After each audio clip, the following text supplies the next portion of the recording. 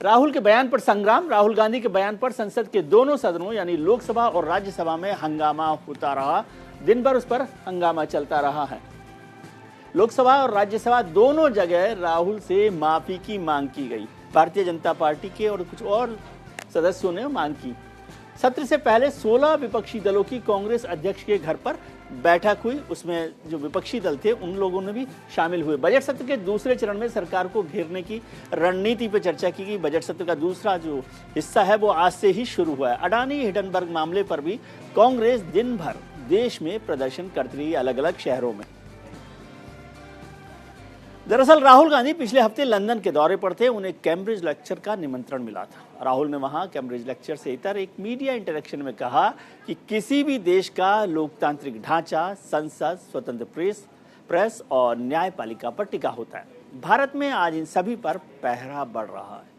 Bharatiya Janata party अब इसे देश का अपमान बता रही है। प्रधानमंत्री नरेंद्र मोदी ने भी राहुल गांधी के लंदन वाले बयानों पर तीखी प्रतिक्रिया जाहिर की। उन्होंने रविवार को कर्नाटक में कहा कि दुनिया भर में भारत की छवि खराब करने की कोशिश हुई। तो वहीं आज संसद में केंद्रीय मंत्री ने मोर्चा संभाला और राहुल के बयान पर जवाब दिया।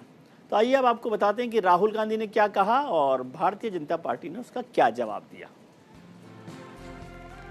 राहुल के बयान पर जो संग्राम चल रहा है, राहुल गांधी ने कहा कि भारत में खतरे में है लोकतंत्र।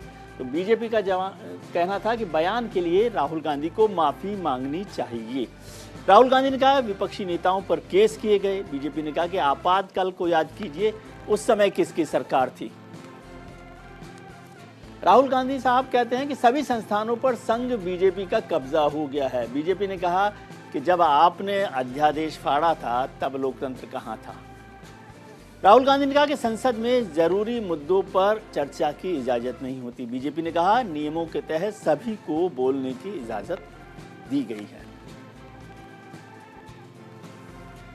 राहुल गांधी साहब ने कहा कि संसद में बंद कर देते हैं विपक्षी नेताओं के माइक। ये बड़ा गंभीर आरोप उन्होंने लगाया। तो बीजेपी ने कहा कि